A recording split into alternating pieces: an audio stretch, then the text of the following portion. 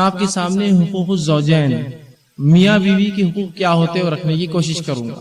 اس سے پہلے کہ میں اپنے عنوان کی طرف بڑھوں، ایک چیز کی وضاحت، کلیریفیکیشن یا مسکنسیپشن جو ہوتا ہے، غلط فہمی ہوتی ہے، اس کی ازالہ ضروری ہے۔ وہ یہ ہے کہ لوگ یہ سوال کرتے ہیں کہ ٹھیک ہے، اگر حقوق الزوجین ہے، میاں بیوی کے حق ہے، تو یہ تو ان کو بیان کی جائے یا ایسا شرط لگائی جائے کہ صرف وہ لوگ یہاں آئے جن کی شادی ہو چکی ہے، ٹھیک، اور بہرحال باقی لوگوں کے نہیں ہیں، بچے بھی ہوں گے، بچیاں بھی ہوں گے، اور بہرحال بہت سے لوگ۔ تو میں ہمیشہ یہ جواب دیتا ہوں اور بتاتا ہوں کہ دیکھیے، سب سے پہلی چیز تو یہ ہوتی ہے، مجھے یہ بتائیے، آپ نئی گاڑی خریدتے ہیں تو چلانا پہلے سیکھتے ہیں یا گاڑی لینے کے بعد چلانا شروع کرتے ہیں؟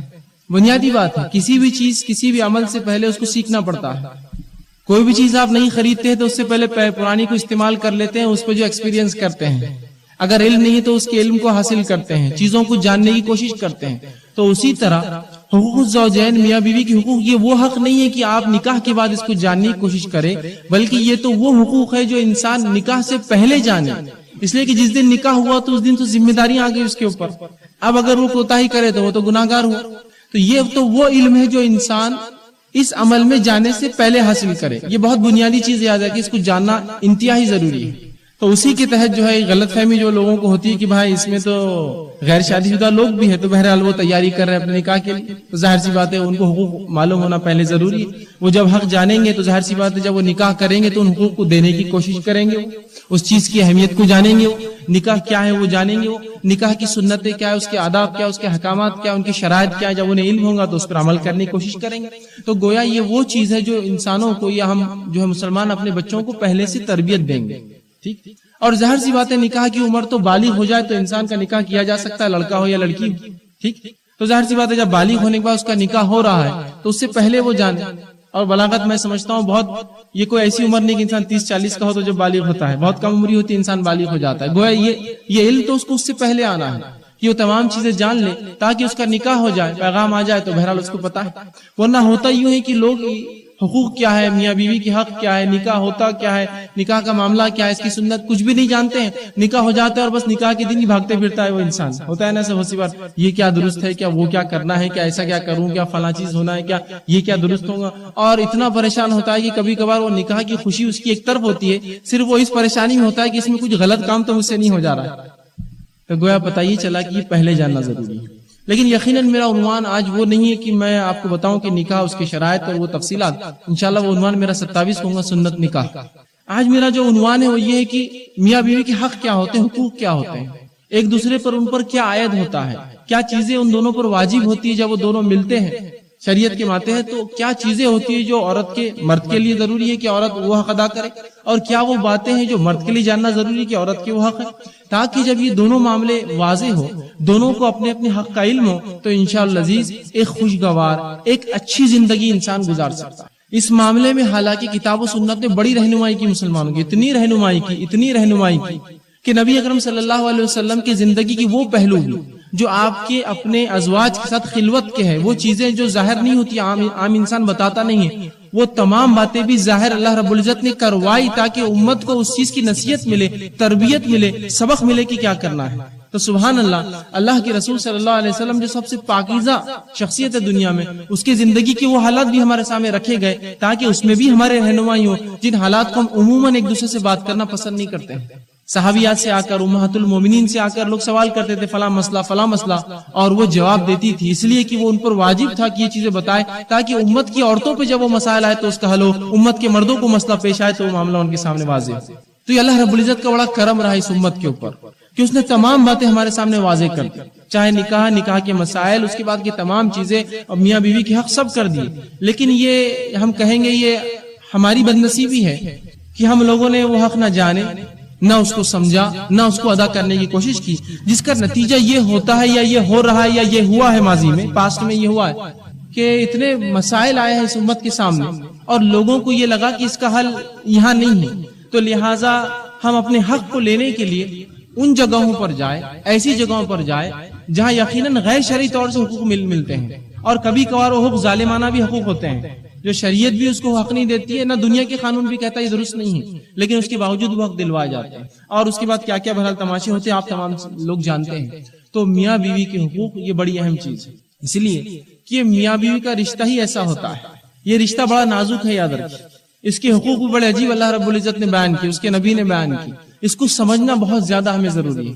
اور نبی اکرم صلی اللہ علیہ وسلم جیسا جب اسوہ ہوتا ہے، نمونہ ہوتا ہے، آئیڈیل ہوتا ہے، ایگزامپل ہوتا ہے، تو بات بہت جلدی ہمیں سمجھ میں آتی ہے.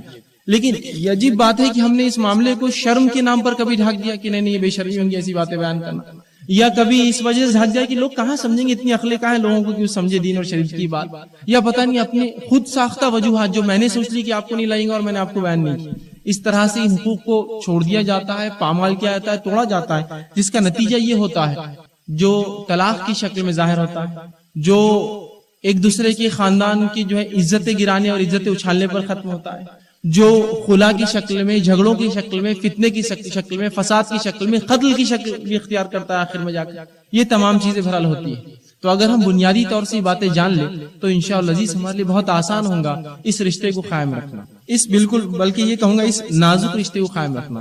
اس لیے کہ جب یہ رشتہ ٹوٹتا ہے، جب رشتہ ٹوٹتا ہے، مثال دیتا ہوں، اگر سمجھ لیجئے بھائی نے بھائی کی حق ادا نہیں کی، تو جب یہ رشتہ ٹوٹتا ہے تو صرف دو لوگوں میں دراڑ آتی ہے، ایک بھائی دوسرا بھائی، معاملہ ختم ہو گیا. اس سے زیادہ کیا ہوگا؟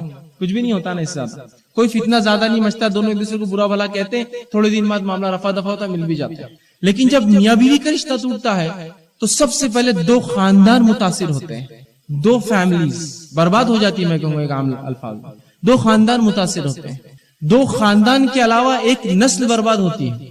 اندازہ لگائیے اس کا لاس، اس کا نقصان کتنے دور تک جاتا ہے. دو بھائی حق ادا نہ کرے، دونوں میں جھگڑا ہوگا، دونوں الگ ہو جائیں گے، الگ گھر میں رہیں گے، معاملہ ختم. لیکن میاں بیوی کے حق ادا نہیں ہوں گے تو سب سے پہلے دو انسانوں میں نہیں ہوں گی علیحدگی، بلکہ دو خاندان الگ ہوں.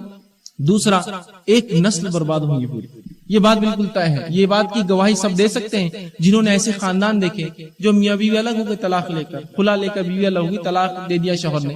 اس کے بعد بچوں کی کیا حالت ہوتے ہیں، ننیال میں رہے، ددیال میں رہے، باپ کے پاس رہے، ماں کے پاس رہے، خرچہ کون اٹھائے گا، تعلیم کون دیں گا. باپ کہتا ہے ادھر رہتے تو ادھر اٹھائیں گے، ادھر والے کہتے تمہارے باپ نے جو ہے شادی کی اور جو ہے تمہیں پیدا کر کے چھوڑ دیا، ادھر بھی نہیں ہوتا ہے. تو وہ زندگی جو انسان گزارتا ہے وہی جانتا ہے کیا نقصان اس کو ہوتا ہے، اور وہ خاندان میں جو بصیرت سمجھ رکھنے والے لوگ ہوتے ہیں وہ جانتے ہیں اس کا کیا لاس اور نقصان ہو رہا ہے. تو یہ بات بڑی اہم ہے. ان حقوق کو جاننا بہت زیادہ ضروری ہے. اور طلاق کی جو در، جو ریٹ، جو پرسنٹیج میں طلاق کا ریشو بڑھتا جا رہا ہے دن بدن، وہ بہت زیادہ الارمنگ جس کو کہیں گے، بہت زیادہ جو ہے چوکنا کرنے والا ہے کہ اتنی طلاق عام ہو چکی کہ جس کی حد نہیں. اور رہا اگر طلاق نہیں بھی ہوتی ہے تو ایسے کئی لوگ جو ایسی زندگی گزارتے ہیں جو ساتھ رہنا نہیں چاہتے ہیں لیکن ساتھ رہ رہے ہیں، اس لیے کہ نہ ساتھ رہنے کے حق معلوم، نہ الگ ہونے کے حق معلوم ہے. کہ ساتھ رہے تو کیسا رہے، الگ ہونا ہے تو کیسا ہو، کچھ بھی نہیں پتا ہے. لہٰذا بس معاملہ فتنے اور فساد پر جا کر جو ہے ختم ہو جاتا ہے. تو یہ حقوق جاننا بہت زیادہ ضروری ہے. دو خاندان اور ایک نسل برباد کرتے ہیں حقوق اگر نہیں جانے انسان اور اس کو وہ کرے. اور اس کے علاوہ جو ذہنی نقصانات ہوتے ہیں مجھے بتانے کی ضرورت ہی نہیں ہے. جو اس کے لڑکی کے باپ کو ذہنی نقصان، اس کی ماں کو ذہنی نقصان، لڑکی کے والدین کو ذہنی نقصان، سماج اور معاشرے میں فکر مند لوگوں کو ذہنی نقصان اتنا تباہی مچاتا ہے کہ جو کنسٹرکٹیو ورک ہمارا، جو ذہن خالی رہنے سے جو ہم کچھ کام اچھا کر سکتے ہیں، وہ تمام صلاحیتیں اور قوتیں ان تمام مسائل میں برباد ہو جاتی ہیں. تو ان حقوق کو میں کہوں گا بہت غور سے جانیے، بہت اچھے سے پڑھیے، بہت اچھے سے سمجھیے. اس کو لکھ کر نکالیے اگر لگے تو، اگر یاد نہیں رہتے ہیں تو. یہ بہت اہم چیز ہے، یاد رکھیے. اور اسی طرح ہر حق اہم ہے شریعت میں، لیکن یہ حقوق زیادہ اہم ہے اس لیے کہ اس کے نقصان زیادہ ہوتے ہیں. اور اللہ رب العزت کو دو لوگوں کا ملنا یہ پسند آتا ہے، یہ عمل پسند ہے جبھی اس نے شریعت میں نکاح کا حکم دیا. اور اسی طرح اللہ کے نزدیک دو لوگوں کا الگ ہونا یہ بہت ہی ناپسندیدہ ہے. ایک مرد اور ایک عورت کا، ایک میاں اور بیوی کا دونوں الگ ہونا اللہ کو انتہائی ناپسند ہے. اور دوسرے الفاظ میں کہوں گا کہ رحمان کو ناپسند ہے. تو رحمان کو جو چیز ناپسند ہوتی ہے وہ شیطان کو سب سے زیادہ بھاتی ہے. جو بھی چیز اللہ کو ناپسند ہے شیطان کے لیے وہ بہت چیز وہ جو اچھی ہوتی ہے. اللہ رب العزت توحید چاہتا ہے تو شیطان کو شرک پسند ہے.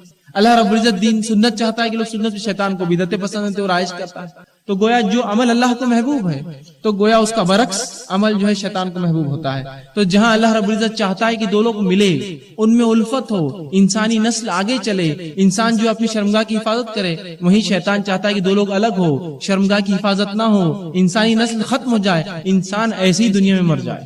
تو یاد رکھیے نکاح بڑی اہم چیز ہے اور ساتھ میں میاں بیوی کے حق جاننا بڑا اہم ہے.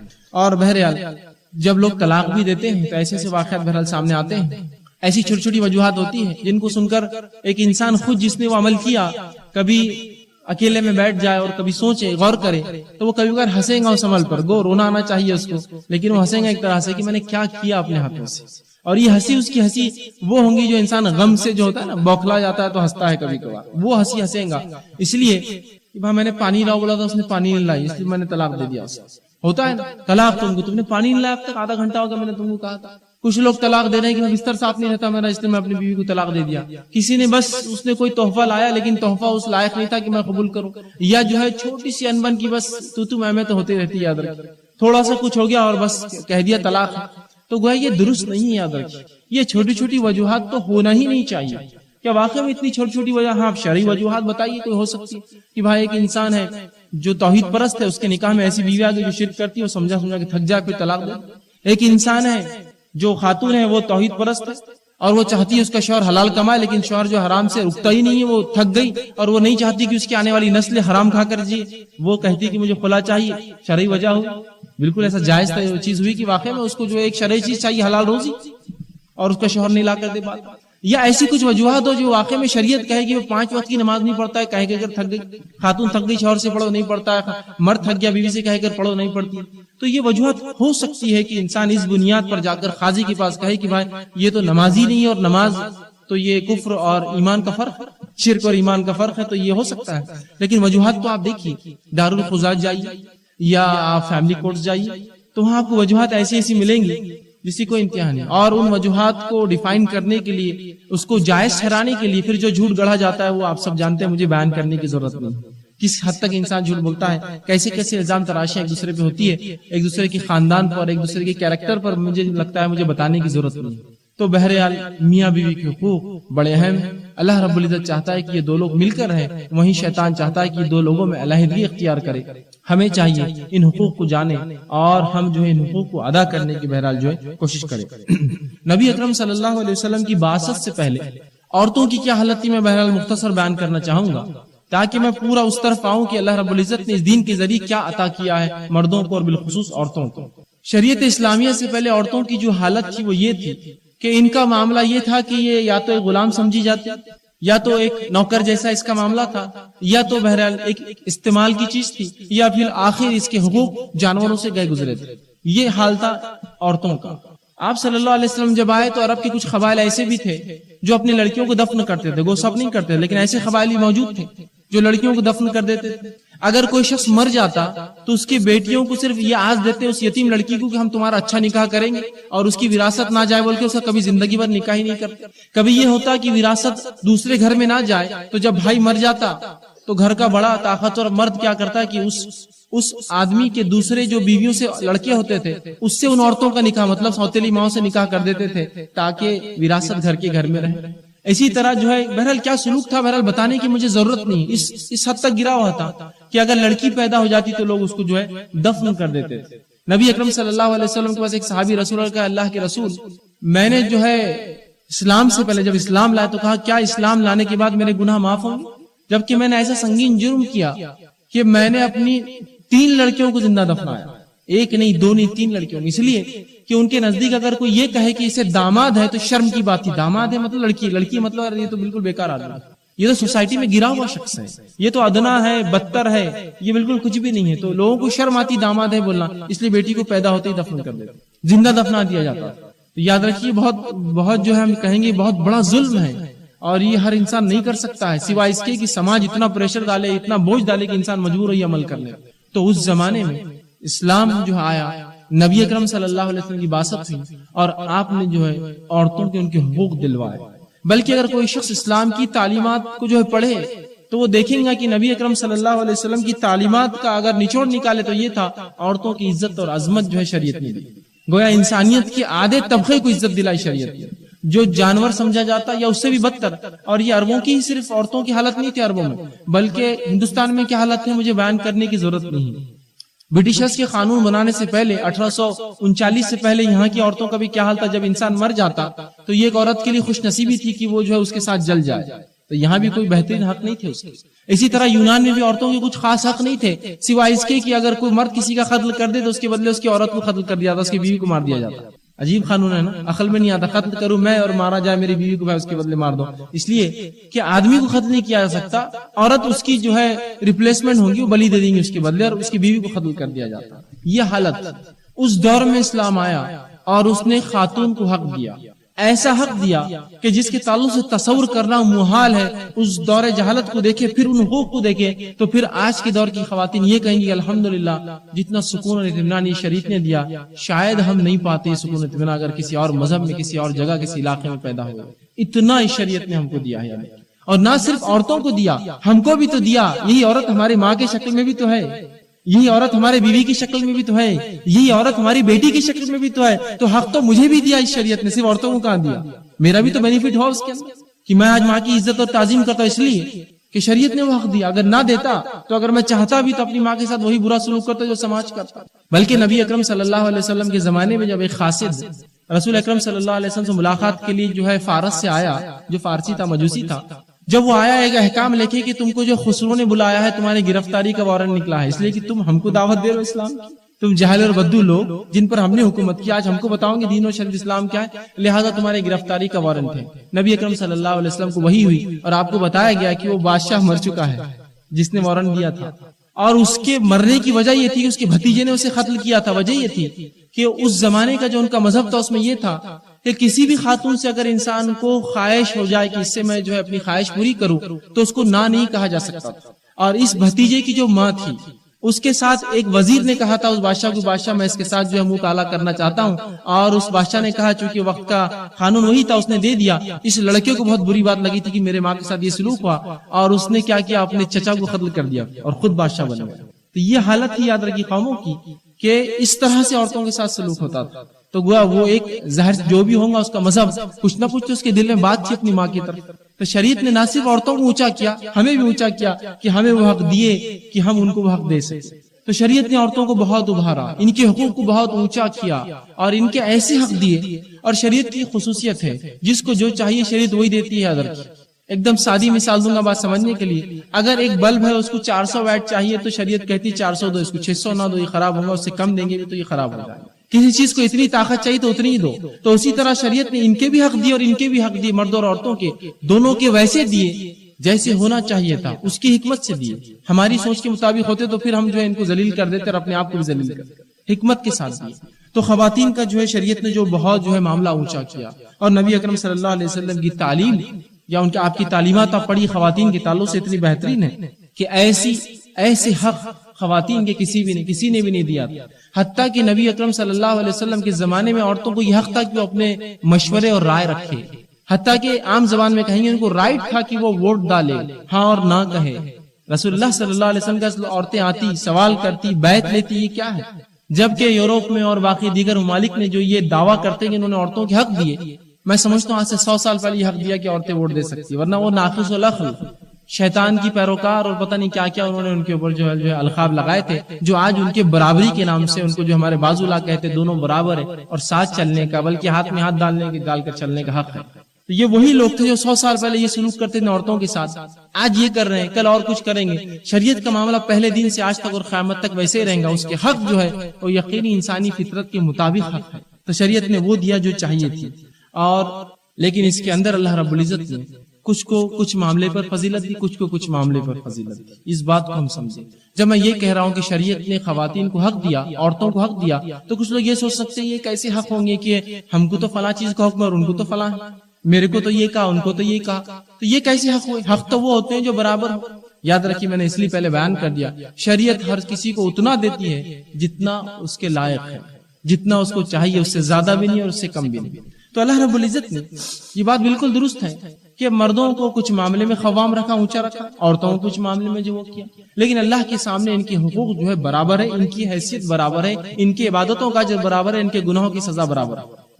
اللہ رب العزت قرآن میں فرماتا ہے سورہ نساء سورہ نمبر 4 آیت نمبر 34 میں، اور فرماتا ہے الرجال قوامون علی النساء، مرد جو ہے قوامیت رکھتا ہے، ایک درجہ اونچا رکھتا ہے عورتوں کے مقابلے میں۔ آگے فرمایا بما فضل اللہ بعضهم علی بعض، اس لیے کہ اللہ نے بعض کو بعض پر فضیلت دی ہے، یہ اللہ کا معاملہ ہے، اس کی چوائس ہے، اس کی مرضی ہے، اس لیے کہ اللہ نے بعض کو بعض پر فضیلت دی ہے۔ وَبِمَا أَنفِقُوا مِنْ أَمْوَالِهِمْ، اور اس لیے کہ یہ تم پر اپنے مال خرچ کرتے ہیں، یہ مردوں کو کیوں قوام رکھا؟ اس لیے کہ مرد مال خرچ کرتا ہے، عورت کا جو ہے نان و نفقہ اس کے ذمہ ہے، تو لہٰذا اس کو قوامیت دی گئی اس معاملے میں.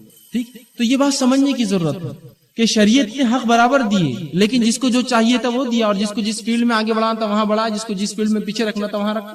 سیدھی سی بات. بہت سے لوگ یہ سوال کرتے ہیں کیسی عجیب بات ہے، اگر شریعت اسلامیہ اگر انصاف کی بات کرتی ہے، عدل کی بات کرتی ہے، تو پھر عورتوں اور مردوں کا معاملہ برابر ہونا چاہیے. نماز میں تو آپ آگے کھڑے ہوتے ہیں، عورتیں پیچھے ہوتی ہیں. غیر مسلم ایسا سوچتے ہیں، لیکن سیدھی سی بات ہے، جب میں گاڑی چلاتا ہوں تو خود آگے بیٹھتا ہوں، بیوی کو پیچھے بٹھاتا ہوں. کہیں ایسا ہوتا ہے کوئی مجھے پریشانی یا ڈر لاحق ہو تو میں خود آگے چلتا ہوں، بیوی کو پیچھے رکھتا ہوں. یہ تھوڑی کہ بازو چلو میرے ہم دونوں برابر ہیں، کہ تو یہاں مجھے اللہ رب العزت نے جسمانی اعتبار سے مضبوط بنایا ہے، میں آگے رہوں گا. جہاں ان کا معاملہ ہوگا ظاہر سی بات ہے وہ آگے رہیں گے. اگر کوئی مہمان آ جائے اور میں باورچی خانے میں جاؤں تو ظاہر سی بات ہے فیل ہو جاؤں گا بہت جلدی. وہ کہیں گے آپ ادھر جائیے، میں یہ سنبھالتی. یہ ان کی فیل ہے. سمجھ رہے ہیں آپ بات؟ تو یہاں کسی معاملے میں کسی کو قوامیت دی ہے اللہ رب العزت نے. یہ جو ہے ان کے فضل اس لیے کہ یہ جو ہے کما کر لاتے ہیں. تو اللہ رب العزت نے مردوں کو جو فضیلت دی اس کی وجہ یہ بتائی کہ یہ جو مرد جو ہے یہ کما کر لاتا ہے، اور اللہ نے بعض کو بعض پر جو ہے فضیلت دے رکھی ہے. اسی طرح یہ فضیلت کی وجہ جو ہمیں سمجھ میں آتی وہ یہ ہے، ایک تو جسمانی اور ذہنی. جسمانی اور ذہنی جو ہے ایک فضیلت یہ ہے مردوں کی عورتوں کے اوپر کہ جسمانی طور سے مضبوط ہوتے ہیں اور خواتین کے مقابلے میں، اور ظاہر سی بات ہے دوسری ذہنی اعتبار سے جو ہے یہ جو ہے مکمل ہوتے ہیں. اس اعتبار سے میں نے کہہ رہا ہوں کہ عورتیں ناقص العقل ہے اور مرد مکمل ہے. بتانے کا مقصد یہ ہے کہ جو ہے سائیکولوجیکلی عورتیں جو ہے ویک ہوتی ہے اس لحاظ سے کہ بہت جلدی متاثر ہو جاتی ہے کسی سے. مردوں کا معاملہ اس کے برعکس ہوتا ہے، سوچتے ہیں، سمجھتے ہیں، حالات کو جانچتے ہیں اور پھر متاثر ہوتے ہیں. تو اللہ رب العزت نے ان کو مضبوط بنایا مردوں کو، اسی لیے عورتوں کا ان کے ماتحت اور ان کے مشورے لو، اس لیے کہ زیادہ جانتے ہیں. تم لوگ بہت جلدی متاثر ہو جاتی ہو، بہت جلدی جو ہے جس کو کہیں گے ہم احساسات کے اندر بہ پڑتے ہیں. ٹھیک. اسی طرح دوسرا یہ کہ مرد کما کر لاتا ہے، اس لیے اس کو قوامیت دی گئی. وہ ارنر ہے، وہ روٹی لے کر آتا ہے، وہ رزق جو ہے جمع کرتا ہے، اللہ نے جو دیا ہے. اس وجہ سے اللہ رب العزت نے اس کو ایک پر دوسرے کی فضیلت دی، یاد رکھیے. ٹھیک. اسی طرح نبی اکرم صلی اللہ علیہ وسلم فرماتے ہیں مردوں کی فضیلت کے تعلق سے جو مردوں کی جو شوہر کی جو آتی ہے وہ یہ ہے کہ اگر مجھے حق ہوتا کہ کسی کو سجدہ کرنے کا حکم دوں، سجدہ تعظیمی جو ہوتا ہے، تعظیمی سجدہ جو کسی کے سامنے انسان جھکتا ہے، یاد رکھے شریعت میں حرام ہے. پچھلی شریعتوں میں بہرحال اس کے تعلق سے اس کا جواز تھا، جیسا کہ اللہ رب العزت نے جو فرشتوں کو حکم دیا آدم کے سامنے جھکنے کا، اور جو ہے یوسف علیہ السلام کے سامنے جو ان کے بھائیوں کا جھکنا، یہ پچھلی شریعت کا معاملہ تھا. اس شریعت میں آپ صلی اللہ علیہ وسلم فرماتے ہیں اگر مجھے حق ہوتا کہ کسی کو کسی کے لیے سجدہ کرنے کا حکم دوں تو میں عورت کو حکم دیتا، بیوی کو حکم دیتا کہ شوہر کے سامنے سجدہ کرے، لیکن اس کی بھی اجازت مجھے نہیں ملی ہے. گویا پتہ چلا سجدہ تعظیمی اس امت میں کسی کے لیے بھی نہیں. اور یہ واقعے کی وجہ یہ تھی کہ کچھ صحابہ بالخصوص سلمان فارسی رضی اللہ عنہ یہ روم جا کر آئے. جب روم گئے تو انہوں نے دیکھا لوگ ان کے بادشاہ کے سامنے جھکتے ہیں. تو جب یہ رسول اللہ کے پاس آیا تو کہا نبی تو زیادہ حق رکھتا ہے بادشاہوں کے مقابلے میں جھکنے کا، آپ جھکے. تو رسول نے کہا یہ کیا کر رہے ہیں؟ تو کہا اللہ کے رسول وہ فارس کے اور جو ہے روم کے بادشاہوں کے سامنے لوگ جھکتے ہیں، آپ زیادہ حقدار ہے. تو کہا نہیں، اگر حق ہوتا مجھے کسی کو دینے کا حکم سجدہ تعظیمی کا تو میں بیوی کو حکم دیتا کہ شوہر کے سامنے کرے، لیکن اس کی بھی مجھے اجازت نہیں دی گئی. تو پتہ چلا مردوں کے حق میں بتانا چاہ رہا ہوں کہ قوامیت کیوں دی گئی، اس لیے کہ یہ کما کر لاتے ہیں، اس لیے کہ جو ہے ذہنی اور جسمانی اعتبار سے جو ہے طاقت رکھتے ہیں. ٹھیک. لیکن یہ بات بالکل نہیں ہے کہ اللہ رب العزت نے عورتوں پر ظلم کیا. یہ کر دیکھیے کسی کو کچھ ذمہ داریاں، کسی کو ذمہ داری کیوں، میں آگے انشاءاللہ دھیرے دھیرے آتا جاؤں گا کیوں اللہ رب العزت نے ایسا ہی کیا. ٹھیک. لیکن یہ بات یاد رکھیے دونوں کو کسی عمل کرنے کا اجر برابر ہے اور دونوں کو کسی گناہ کرنے کی سزا برابر ہے. ایک مرتبہ یوں ہوا ام سلمہ رضی اللہ عنہا جب یہ اللہ کے رسول صلی اللہ علیہ وسلم کے نکاح میں آئی تو آپ نے ایک بار سوال کیا اللہ کے رسول یہ آپ لوگ جو مرد ہیں آپ جہاد میں جاتے ہیں آپ کو شہادتیں ملتی ہیں اور شہید کے درجے کیا ہے سب جانتے ہیں، ہم عورتوں کا کیا معاملہ ہے؟ ہم تو نہ جہاد میں جا سکتی اس لیے کہ ہمیں شوہر کی اجازت ضروری ہے فلاں ہے، اور نہ ہی ہم کو شہادت کا درجہ ملے گا، پھر کیا معاملہ ہوگا؟ ان کا سوال بہرحال درست تھا، اس لیے کہ وہ لوگ نیکیوں میں بڑھنا چاہتے تھے ایک دوسرے سے آگے. اب ظاہر سی بات ہے مرد جب جائیں گے جہاد میں شہید ہوں گے تو نیکیوں میں آگے جا رہے ہیں، جنت جو ان کو مل رہی ہے. خواتین کا کیا ہوگا؟ تو انہوں نے جب یہ سوال کیا تو اللہ رب العزت نے سورہ نساء سورہ نمبر 4 کی آیت نمبر 32 نازل کی، اس میں اللہ نے حکم دیا اور فرمایا یہ بات کہ للرجال نصیب مما اکتسبوا، مردوں کے لیے وہ ہے جو انہوں نے کیا، مردوں کے لیے وہ ہے جو انہوں نے کیا، اپنے اعمال کا بدلہ وہ جو انہوں نے کیا. پھر فرمایا وللنساء نصیب مما اکتسبن، اور عورتوں کے لیے وہ ہے جو عورتوں نے کمایا. جو عورتوں نے کیا، جو اعمال انہوں نے کیے، اور فرمایا وَاسْأَلُوا اللَّهَ مِن فَضْلِهِ، اور اے مسلمانوں تم اللہ سے اس کا فضل طلب کرو۔ تو یہ آیت نے یہ بتایا کہ اللہ نے جس کو جو کام دیا ہے اس سے اس کی پوچھ کریں گا۔ تو مردوں کو اگر قوامیت دی ہے، جسمانی اعتبار سے مضبوط بنایا ہے، تو انہیں جہاد کا حکم دیا، ان سے اس کا سوال ہوگا۔ لیکن عورتوں کو چونکہ یہ کام کے لیے نہیں رکھا، لہٰذا ان سے اس کے علاوہ سوال ہوگا۔ سمجھ رہے بات؟ دونوں کے اعمال جیسے کریں گے اس کے مطابق ان کا فیصلہ ہوگا۔ تو جو انہوں نے کمایا ان کے لیے، جو انہوں نے کمایا ان کے لیے، جو مردوں نے کمایا مردوں کے لیے، جو عورتوں نے کمایا اعمال کے اعتبار عورتوں، مطلب جس کو جس کام کا حکم دیا گیا وہ کام کرے۔ اگر وہ کریں گا تو اس کے بھی درجات بلند ہوں گے، اللہ رب العزت اس کو اس کی پوچھ کریں گا اور اس کے مطابق اس کو بھی اجر دیا جائے گا، یاد رکھیے۔ تو پتہ چلا کہ کسی معاملے میں ان کی فضیلت ہے، کسی معاملے میں ان کی فوقیت ہے، لیکن بہرحال بالآخر دونوں کے حقوق جو ہے برابر ہے۔ آئیے سب سے پہلے نبی اکرم صلی اللہ علیہ وسلم کی زندگی سے ہم جاننے کی کوشش کرتے ہیں دل بستگی کے واقعات جو میں لکھ رہا ہوں۔ کیا یہ نکات میرے اپنے دل کے بنائے؟ کیا ایسا تو نہیں میں آپ کو بتا رہا ہوں بھائی یہ کیجیے اور بعد میں پتہ چلا یہ تو غلط ہے؟ میں انشاءاللہ حوالے آپ کے سامنے رکھتا جاؤں گا۔ اللہ رب العزت قرآن فرماتا ہے، میں نے خطبے کے اندر 2 آیتیں اور ایک حدیث آپ کے سامنے پڑھی، آیتوں کے وہ حصے تھے، مکمل آیتیں نہیں تھیں۔ اللہ فرماتا ہے سورہ نساء سورہ نمبر 4 آیت 19 اور فرمایا وَعَاشِرُهُنَّ بِالْمَعْرُوفِ، ان کے ساتھ اچھی زندگی بسر کرو، بالمعروف اچھائی سے ان کے ساتھ زندگی بسر کرو، ٹھیک، حسن معاشرت، وہی میں آپ کے سامنے رکھ رہا ہوں۔ وَعَاشِرُهُنَّ بِالْمَعْرُوفِ، ان کے ساتھ اچھی زندگی بسر کرو، کن کے ساتھ؟ اپنی بیویوں کے ساتھ۔ اللہ نے حکم دیا، ہم پر واجب کیا کہ ہم اپنی بیویوں کے ساتھ اچھا سلوک کریں۔ دوسری آیت جو میں نے پڑھی تھی سورہ بقرہ سورہ نمبر 2 کی آیت نمبر 187 تھی، جس میں اللہ فرماتا اور کہتا ہے ہن لباس لکم وانتم لباس لہن، کہ تمہاری بیویاں تمہارے لباس ہے اور تم ان کے لیے لباس ہو۔ لباس کیا کام کرتا ہے؟ ڈریس کیا کام کرتا ہے آپ سب جانتے ہیں۔ لباس سب سے پہلے تو جسم کے ان اعضاء کو چھپاتا ہے جو اعضاء ہم نہیں چاہتے کہ لوگ دیکھیں، جسم کے نقصوں کو چھپا لیتا ہے، کمزوریاں ہیں، جسم جلا ہوا ہے، خراب ہے، نقصوں کو چھپا لیتا ہے، عیبوں کو چھپا لیتا ہے مکمل۔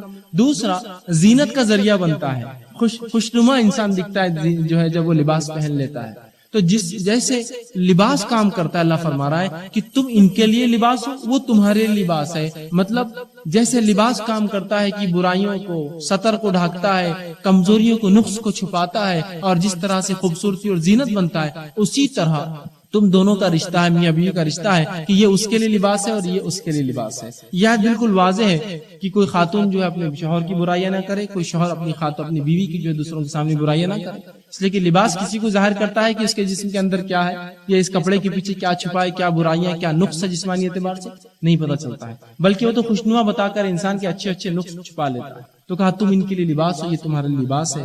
اور تیسری جو تھی ترمذی کی حدیث میں نے پڑھی تھی، اللہ کے رسول نے فرمایا اور کہا اکمل المومنین، ایمان والوں میں کامل ایمان والا وہ ہے جس کے اخلاق سب سے اچھے ہیں، وخیارکم خیارکم لنسائہم، اور تم میں بہترین وہ ہے۔ پہلے تو فرمایا تم میں بہترین ایمان کے اعتبار سے اکمل کامل ایمان والا وہ ہے جو اپنی بیویوں کے ساتھ اچھا ہے، اور تم میں بہتر وہ ہے، پھر اخلاق والوں میں بہتر وہ ہے جو اپنی بیوی کے ساتھ اچھا ہے۔ وخیارکم خیارکم لنسائہم، تم میں بہتر وہ ہے جو اپنی بیویوں کے ساتھ بہتر ہے۔ تو پتا چلا سب سے اچھا انسان ایمان کے اعتبار سے کامل وہ ہے جو انسان بااخلاق ہے، اور ان بااخلاق لوگوں میں بھی اور جو ہے افضل بہترین انسان وہ ہے جو اپنے بیویوں کے ساتھ اچھا ہے۔ اسی لیے عام زبان میں کہا جاتا ہے اگر کسی کو سرٹیفکیٹ لینا ہے کسی انسان کی کیریکٹر کا، تو ایک آدمی کا سرٹیفکیٹ اس کی عورت کو دینے کا حق ہے۔ اگر وہ کہتی ہے اچھا ہے تو وہ اچھا ہے، وہ کہتی ہے برا ہے تو وہ برا ہے، اس لیے کہ تم میں اچھے وہ ہے جو اپنی بیویوں کے ساتھ اچھے ہیں۔ یہ بڑی اہم بات ہے یاد ہے۔ تو یہ 3 باتیں میں نے پڑھی تھی۔ اسی طرح نبی اکرم صلی اللہ علیہ وسلم اپنی بیویوں کا اتنا خیال رکھتے، اتنا زیادہ خیال رکھتے کہ ایک مرتبہ آپ صلی اللہ علیہ وسلم کچھ ازواج جو ہے، کچھ لوگ جو ہے غلام اٹھا کر لے جا رہے ہیں، ایک غلام جو ہے تیز چلنے لگا جس کا نام انجشا تھا، تھوڑا تیز چلنے لگا، تو نبی اکرم صلی اللہ علیہ وسلم نے کہا ہائے افسوس انجشا، شیشے جیسی نازک عورتوں کے ساتھ تم یہ سلوک کر رہے ہو، بھاگ رہے ہو لے کر جو ہے اس کو، ایسا بھاگو گے تو ظاہر سی بات ہے عورتیں نازک ہوتی ہے، کچھ نقصان ہو جائے گا۔ تو کہا افسوس انجشا، تمہیں اتنا بھی نہیں سمجھ میں آیا کہ شیشے جیسی نازک عورتوں کے ساتھ یہ سلوک نہیں کرنا چاہیے۔ تو گویا جس شریعت نے عورتوں کے ساتھ اگر سواری تیز لے جانا جس سے انہیں کچھ نقصان ہو سکتا ہے اس سے منع کیا، تو وہ شریعت ان کو مارنے کا، ظلم کرنے کا، قتل کرنے کا، جلانے کا، ان کے حق نہ دینے کا حکم کیسا دے؟ کتنی سیدھی بات ہے۔ اگر لے کر چلو سیدھا تو اس سے بڑی کیا چیز؟ فزیکل سینس میں کہ اٹھا کر لے جا رہے تھے تیز چلے، تو کہا افسوس انجشا، تم کو اتنی عقل نہیں آئی کہ شیشے جیسے نازک عورتوں کو ایسا لے کر بھاگتے، ہلو کرو، دھیرے چلو، اس معاملے وہ دھیرے ہو گئے اور پھر دھیرے لے کر چلنے لگے۔ تو اتنی رسول اللہ صلی اللہ علیہ وسلم نے اس معاملے میں جو وہ کی. اسی طرح ازدواجی زندگی ہمیں اگر گزارنا ہے، ایک اچھی میرڈ لائف، شادی شدہ زندگی انسان کو گزارنا ہے، تو اس کے معاملے میں یاد رکھیے، اصول یاد رکھیے. یہ اصول میں دو باتیں، ایک محبت اور دوسرا اعتماد. یہ بہت بنیادی چیزیں یاد رکھیے اگر ہم چاہتے ہیں کہ اس نے معاشرت سے زندگی گزارے. ایک یہ ہے کہ محبت، ان دو لوگوں میں محبت ہو اور اس محبت کا اظہار ہو. یہ وہ جگہ نہیں جہاں آپ چھپائے. لوگ کہیں بھی محبتوں کا اظہار کرتے ہیں، اس کا جائز ہے، اس کی بیوی وہاں چھوڑ کر باقی سب جگہ اظہار کر رہا ہے، حالانکہ اکثر نو میں جواب آ رہا اس کو، پھر بھی وہ ادھر چانس ادھر چانس، یہ ٹرائی کر لیتے وہ ٹرائی کر لیتے، اور جہاں اس کا نکاح ہوا وہاں اظہار نہیں کرتا. اب یہ تو نکاح میں آئے گی، اب کیا اظہار کرے؟ اظہار ہو اس محبت کا. نبی اکرم صلی اللہ علیہ وسلم اپنے ازواج سے اظہار کرتے اپنی محبت کا. یہ بڑی اہم چیز ہے.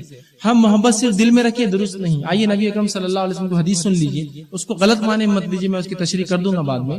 آپ صلی اللہ علیہ وسلم نے دیکھا کہ ایک شخص جا رہا تھا، ایک نوجوان، اور دوسرا ایک نوجوان نے کہا اللہ کے رسول، جو رسول اللہ کے ساتھ کھڑا تھا، کہا اللہ کے رسول، بلکہ وہ صحابی نوجوان نہیں تھے، ایک نوجوان گزرا صحابی، ایک نوجوان صحابی، اور دوسرے صحابی نے کہا اللہ کے رسول، وہ جو نوجوان ابھی گیا ہے میں اللہ کے لیے اس سے محبت کرتا ہوں، بڑا اچھا انسان ہے، ہو سکتا ہے اس کی جہاد، اس کے اعمال، اس کی نمازیں، اس کی زکوٰۃ، اس کے صدقات بڑے افضل ہو.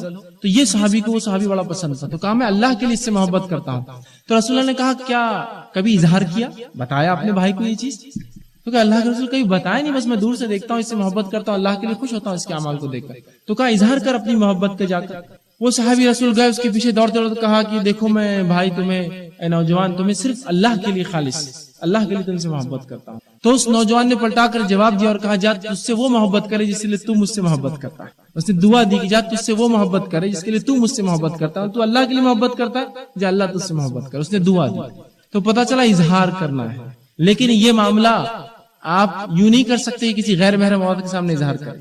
یہ معاملہ مرد مردوں کے سامنے کریں گے، عورتیں عورتوں کے سامنے کریں گے کہ اللہ کے لیے آپ کا یہ عمل مجھے بڑا پسند آتا ہے، میں محبت کرتی ہوں اس عمل کی وجہ سے آپ سے. یا مرد مردوں سے کہیں گے بڑا یہ عمل بڑا اچھا ہے آپ کا، اللہ کے لیے میں آپ سے اس معاملے میں محبت کرتا ہوں. ٹھیک، تو اظہار کرنا ہے اس چیز. اور نبی اکرم صلی اللہ علیہ وسلم جہاں معاملہ محبت پہ ہی ٹکا ہوا ہے، آ کر میاں بیوی کا رشتہ، یہاں تو ضروری ہے اظہار. اور آپ صلی اللہ علیہ وسلم اپنے ازواج سے اظہار کرتے اس چیز کا، لیکن اس کی بھی سلیقے اور آداب ہوں گے. آپ صلی اللہ علیہ وسلم کی تعلق سے آتا ہے کہ ماں عائشہ فرماتی ہے نبی اکرم صلی اللہ علیہ وسلم جب کبھی پانی پیتے، میں کبھی جب پانی پیتی تو رسول اللہ مجھے دیکھ لیتے، اور آپ اسی جگہ سے پانی پیتے، گلاس کے اس حصے سے جہاں سے میں نے پانی پیا ہے. یہ محبت کا اظہار تھا اپنی بیوی سے. لیکن ظاہر سی بات ہے آپ گھر میں پوری مجلس سے پبلک میں جا کے نہیں بولیں گے تمہارا گلاس میں تو میں وہیں سے پیوں گا. رسول اللہ کرتے تھے اخلاق اور آداب کے ساتھ. جب آپ اکیلے بیٹھے اپنی بیوی کے ساتھ اکیلے کھانا کھا رہے ہیں، یہ ہو سکتا ہے یہ محبت کا اظہار ہے، شریعت چاہتی ہے کہ آپ کریں. وہ فرماتی ہے کہ میں کبھی گوشت کھاتی اور وہ ہڈی پہ لگا ہوا ہوتا تو نبی اکرم صلی اللہ علیہ وسلم اسی جگہ سے گوشت کھاتے جہاں سے میں نے کھایا ہے. ظاہر سی بات اس سے بیوی محبت ہوتی ہے کہ دیکھو میرا شوہر مجھ سے محبت کرتا ہے، اور وائس ورسا الٹا ہی معاملہ ہوتا ہے کہ پھر شوہر کو بھی لگتا ہے اور بیوی کو بھی لگتا ہے دونوں ایک دوسرے سے محبت کرتا ہے، کیونکہ یہ رشتہ محبت پر ہے. محبت ختم ہو گیا تو رشتہ ختم ہو گیا. تو پہلی چیز اس رشتے کے لیے محبت، اور دوسرا اعتماد. اعتماد سمجھتے ہیں نا، بھروسہ. تو مرد اور عورت دونوں خیال رکھیے کبھی جو ہے محبت کم نہ ہو اور اعتماد ختم نہ ہو ایک دوسرے سے. اور اعتماد کے تعلق سے میں بالخصوص کہوں گا، اعتماد انسان زندگی میں کسی پر ایک ہی بار کرتا ہے بس. تو خواتین کبھی ایسا نہ ہونے دے کہ اپنے شوہر کے معاملے میں کبھی اعتماد کھوئے، یا مرد کبھی ایسا نہ ہونے دے کہ اپنی بیوی کے معاملے میں کبھی اعتماد کھوئے، اور کبھی محبت میں کمی نہ آنے. اس لیے کہ یہ دو چیزیں کم ہو گئی، معاملہ ختم ہو گیا، رشتہ ختم ہو گیا. یہ دو لوگ اس رشتے میں رہ کر بھی جو جسمانی اعتبار سے، نفسیاتی اعتبار سے سب سے نزدیک ہوتے ہیں، اس کے بعد بھی اگر یہ محبت اور اعتماد والی چیز نہ ہو تو دو اجنبی رہتے ایک ساتھ، ایک بستر پہ سو رہے ہیں لیکن کسی کی پرواہ نہیں، ایک گھر میں رہتے کو کسی کو پوچھنے والا نہیں. اس لیے کہ محبت اور اعتماد یہ دو چیزیں جو اس رشتے کو لے کر چلتی ہیں، اور ان دونوں کی تعلیم افسوس اس معاشرے میں دی نہیں جاتی، سکھایا نہیں جاتا، بتایا نہیں جاتا. نبی اکرم صلی اللہ علیہ وسلم یہ چیز سکھاتے تھے، یہ چیز بتاتے تھے. صحابہ نے یہ چیز اپنی بچیوں کو سکھائی. صحابہ کے تابعین کے واقعات پڑھیے آپ نکال کر، جو اپنے بچیوں کو نصیحت کرتے جب ان کے نکاح ہوتے کہ شوہر کے ساتھ کیا کرنا ہے، اور ویسی نصیحت وہ باپ کرتا جو اپنے بچے کا نکاح کرتا ہے کہ تو نکاح کر رہا ہے تیرے پہ یہ چیزیں واجب اور وہ ہے. یہ بتایا نہیں جاتا. یہ افسوس کی بات ہے بڑی. ہمارا کام ہے اس معاشرے کے بڑوں کی بچوں کو اس چیز کی تربیت دے، ورنہ وہ خود سے سیکھیں گے تو پتہ نہیں پھر کیا سیکھ لیں گے. کتاب و سنت کے مطابق سکھائی. تو یہ دو چیزیں بہت اہم چیزیں یاد رکھیں کہ محبت اور اعتماد ہم جو ایک دوسرے کا کبھی نہ کریں. ٹھیک. اسی طرح جو چیز کا ہم دھیان رکھیں گے وہ یہ ہے کہ جب دو لوگ ساتھ رہیں گے، محبت اعتماد کو ایک طرف رکھ دیجیے آپ، جب دو لوگ ساتھ رہیں گے تو کھٹپٹ تو ہونا ہی ہے. اختلافات تو ہونا ہی ہے، یہ ہو ہی نہیں سکتا کہ دو انسان ایک ساتھ رہے اور ایک اختلاف بھی نہ ہو ایک دوسرے سے. اور جب دو بھائی اگر جڑوا بھی ہو تو بھی اختلاف کرتے ایک دوسرے سے. کسی کو کالا رنگ پسند ہے، کسی کو لال ہے، حالانکہ دونوں جڑوا ہے، ایک ساتھ پیدا ہوئے، ایک ساتھ ماں کے پیٹ میں رہے، پھر بھی ان کے اختلاف ہے نا. تو دو لوگ جن کی نفسیاتی الگ ہے، ایک مرد اور ایک عورت ہے، اختلاف تو ہوں گے، فطری طور سے ٹکراؤ کمپلسری ہونا ہی. دونوں بالکل الگ فیز ہے ایک دوسرے سے، تو ظاہر سی بات ہے پرابلم سے کریٹ ہوں گے، اختلافات تو ہونے والے. ان اختلافات جب اٹھیں گے تو اس محبت اور اعتماد کے جذبے کو حاوی لا دیجیے اختلافات پر، اس کو دبا دیجیے اس جذبے سے، اور ہمیشہ عدل کا معاملہ رکھیے، انصاف کا معاملہ رکھیے، اور کوئی بھی شخص کسی بھی مسئلے کو اپنی انا کا مسئلہ نہ بنائے. ہمارے خاندان، ہمارا فلاں، ہمارا انا کا مسئلہ نہ بنائے. ہو گیا کوئی بات نہیں، دیکھیں گے انشاءاللہ آئندہ نہ ہونے پائے، انشاءاللہ فلاں نہ ہونے پائے، آئندہ اس کو جو ہے برداشت. آپ اس کو انا کا مسئلہ بنائیے، معافی مانگ لیجیے، درگزر کیجیے، ایک دوسرے کو جو ہے آپ چھوڑتے رہیے تو یہ رشتہ باقی رہے گا. اس لیے کہ دو برتن ایک ساتھ رہے اور آواز نہ، یہ ہو ہی نہیں سکتا. دو مرد اور عورت رہے ایک ساتھ تو بہرحال مشکل ہے. اس لیے کہ دو جڑوا نہیں رہ سکتے، جڑوا بہنوں میں اختلاف ہوتا ہے، ایک ہی خاندان کے دو لوگوں میں اختلاف ہوتا ہے، ماں بیٹی میں اختلاف ہوتا ہے، بیٹے باپ میں ہوتا ہے، بھائی بھائیوں میں ہوتا ہے. تو یہ تو میاں بیوی اختلافات تو ہوں گے، کیسے نہیں ہوں گے. لیکن اس جذبے کو محبت اور اعتماد کے حاوی لا دیجیے. ان اختلافات کو اپنی انا کا مسئلہ بالکل مت بنائے. اللہ کے انا کا مسئلہ جب اختلافات بنیں گے تو گھر تو برباد ہونا ہی ہے. تو شیطان پھر اس کو موقع مل گیا، اب وہ فل چانس لے لیتا ہے، مکمل طور سے موقع لے کر جو ہے اس کو غنیمت جان کر جو ہے چھوٹی چھوٹی باتوں کو طلاق تک پہنچا دیتا ہے. تو اس بات کو جو ہے ہم جو ہے وہ کرے. اور اللہ رب العزت نے سورہ نساء میں یہی بات فرمایا آیت نمبر 128 میں، اور فرمایا وَالصُّلْحُ خیر. دیکھو صلح کر لیا کرو، یہ زیادہ بہتر ہے. اختلافات ہو صلح کر لو، اختلافات ہو صلح کر لو. صلح چونکہ جو ہے یہ خیر ہوتا ہے، اس میں بھلائی ہے، یہ اچھائی کا معاملہ ہے. تو ہمیں چاہیے کہ ہم جو ہے ایسا جب بھی اختلاف ہو فوراً اس معاملے میں جو ہے ہم جو ہے خیر کا معاملہ اختیار کریں اور صلح کر لیں. اسی طرح اللہ رب العزت سورہ نساء سورہ نمبر 4 آیت نمبر 19 سے فرماتا اور کہتا ہے وَعَاشِرْهُنَّ بِالْمَعْرُوفِ، کہ عورتوں کے ساتھ اچھائی سے جو ہے معاملہ رکھو. اور آگے فرمایا فَإِن كَرِهْتُمُوهُنَّ فَعَسَىٰ أَن تَكْرَهُوا شَيْئًا وَيَجْعَلَ اللَّهُ فِيهِ خَيْرًا كَثِيرًا. اللہ فرماتا ہے کہ دیکھو ان کے ساتھ اچھی زندگی گزارو، اور ایسا ہو سکتا ہے فَإِن كَرِهْتُمُوهُنَّ، کہ ایسا ہو سکتا ہے کچھ باتیں تم کو ان کی بری لگی، لیکن اللہ فرماتا ہے اور کہتا ہے فَعَسَىٰ أَن تَكْرَهُوا شَيْئًا، لیکن ایسا ہو سکتا ہے کہ کسی چیز کو تم برا سمجھو، تم کرہات والا سمجھو، لیکن اللہ نے اس میں خیر کثیر رکھ دیا ہو تمہارے لیے. سمجھ رہے بات؟ مثال کے طور پر کوئی بیوی کسی کی جھگڑالو ہے، ہوتا ہے ایسا. اب آپ کو لگ رہا ہے یہ تو جھگڑا کرنے پر اتر جاتی ہے، لیکن آپ اس کو درگزر کیجیے، سمجھانے کی کوشش کیجیے، ویسے معاملے کو اٹھائیے مت جس پہ جھگڑا کرنے اترتی ہے. ٹھیک، اور ہو سکتا ہے اس میں خیر کثیر یہ ہو کہ کبھی آپ کا کسی جھگڑا ہو جائے تو پھر آپ کی اہلیہ نے تو ایسا زبردست معاملہ کہ آپ بولیں گے واہ بھائی واہ، پورے 100 کا ایک ہی معاملے میں تم نے نپٹ دیا، وہ کیا زبردست لڑائی کر لی تم نے، آج میرا دفاع کر دیا، میرے لیے تو بہترین. تو اللہ یہ کہہ رہا ہے ہو سکتا ہے کسی چیز کو تم ناپسند کرو، لیکن اللہ نے اس کے اندر خیر کثیر رکھ دیا ہو تمہارے لیے. ہو سکتا ہے ایک بیوی ہو جس کو آپ کو پسند نہ ہو، اس کا رنگ برابر نہیں، لیکن ہو سکتا ہے وہ نیک اولاد کی وجہ بن جائے. ہو سکتا ہے وہ آپ کا خیال نہ رکھتی ہو، لیکن ہو سکتا ہے اللہ اس سے اچھی اولادیں پیدا کر دے. سمجھ رہے آپ بات؟ کہ اللہ فرما رہا ہے کہ ہو سکتا ہے کہ تمہیں ایک چیز اس کی ناپسند ہو، لیکن اللہ نے اس کے اندر بہت سارا خیر بھی رکھ دیا ہو. تو آپ موازنہ کیجیے، کمپیئر کیجیے کہ مثال کے طور پر فلاں چیز نقص ہے، فلاں کمی، فلاں کمی ہے، تو پھر اچھائیاں کیا ہے اس کے اندر، نکالیے نا اس کو. آپ بولیں گے یہ اچھائی دیکھو، یہ اچھائی دیکھو، یہ اچھائی دیکھو، یہ اچھائی. آپ موازنہ کیجیے، کمپیئر کیجیے اچھائی برا، آپ کہیں گے نہیں اچھائیاں زیادہ ہے. 100% گڈ کیسا ملیں گا آپ کو کوئی چیز؟ 100% اچھا.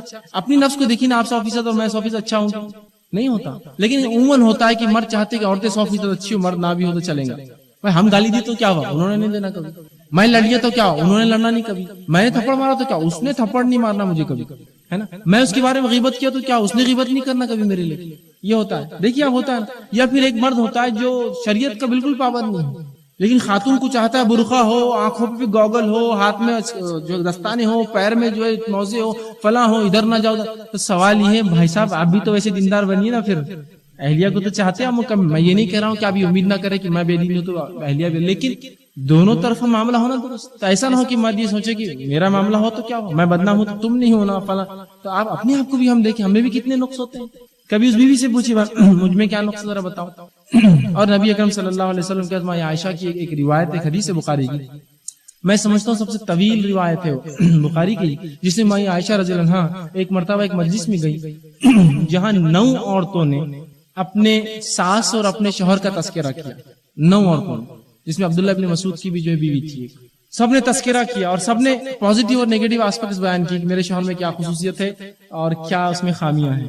ماں عائشہ سنتی رہی اور اللہ کے رسول صلی اللہ علیہ وسلم سے ان کی ملاقات ہوئی تو کہ اللہ کے رسول سے آپ نے وہ پورا واقعہ بیان کیا اور پورے 9 لوگوں کا واقعہ بیان کیا اور پھر کہ اللہ کے رسول سے کہا اب جج کرو اس میں سب سے اچھا شوہر کون سا ہے. اور رسول اللہ دیکھیے نبوت کی ذمہ داریاں سب کچھ کر کے گھر تھکے آ رہے آئے, اس کے بعد پورے 9 لوگوں کا قصہ سنا ان سے, بیٹھے رہے ہاں بولو عائشہ بولتے رہو پورا. جب 9 لوگوں کا قصہ بول دیا تو کہا کہ اب بتاؤ اللہ کے رسول کی کون اس میں سب سے اچھا شوہر ہے. ماں عائشہ نے ہو سکتا ہے اس لیے بھی سوال کیا ہو کہ رسول اللہ نے سنا نہیں سنا میری بات غور سے, تو کہا تم نے جو بیان کیا فلاں مرد کی یہ صفت ہے یہ خصوصیت فلاں ان تمام واقعات سن کے لگتا ہے عبداللہ ابن مسعود زیادہ بہتر ہے اپنے بیوی کے ساتھ بنسبت باقی آج کے. تو کہا ٹھیک ہے. تو اندازہ لگے آپ سنتے رہے, وہ بولتی رہی اور آپ کا سننا, عورتوں سے بات کرنا, یہ سب چیزیں کیا ہے, یہ سنت رسول ہے اور یہ رشتوں کو ہموار کرتے ہیں, بڑھاوا دیتے ہیں. تو اسی طرح کچھ ہو سکتا ہے ان میں خامیاں ہوں لیکن خیر اللہ نے ان میں کثیر رکھا. لیکن یہاں خطاب آدمیوں سے اللہ نے اس لیے کیا کہ عموماً مرد یہ سمجھتا ہے اس کو مکمل حق ہے ان کو رکھنے اور نکالنے کا. تو شریعت یہ کرتی ہے, اس کی خصوصیت یہ ہے کہ جہاں زیادہ کسی کو نقصان ہوتا ہے تو اس کے مقابل جو ہے اسی کے بارے میں بیان کرتی ہے. مثال کے طور پر قرآن میں اللہ نے کہا سورہ نور کے اندر کی معصوم بھولی بالی عورتوں پر جو مومنہ عورتوں پر الزام لگائیں گا دنیا اور آخرت میں اللہ ان کے ساتھ برا حل کریں گا, برا سلوک کریں گا, ان کے ساتھ ان کے لیے عذاب ہے. تو کیا یہ مردوں کے لیے نہیں, معصوم بھولے والے مردوں پہ جو الزام لگا ان کے لیے بھی ہے, لیکن اکثر سماج میں عورتوں پہ الزام زیادہ لگتے ہیں بنسبت مردوں کے. تو شریعت نے ان سے خطاب کیا کیا ان کو مت لگاؤ, اس لیے کہ تم مرد پہ بھی لگ سکتا ہے لیکن عورتوں پہ زیادہ لگتے ہیں. تو یہاں ہم سے خطاب اس لیے کیا مردوں سے کہ تم اچھے رہو ان کے ساتھ. ہو سکتا ہے ایک چیز تم کو ناپسند ہو لیکن اللہ نے ان میں خیر کثیر رکھ دیا. ٹھیک ہے. اسی طرح عمر ابن خطاب رضی اللہ عنہ کا ایک واقعہ آتا ہے کہ ان کی بیوی نے ایک بار ان سے اختلاف کیا. اختلاف مطلب کوئی رائے میں مجھے ایسا نہیں پسند.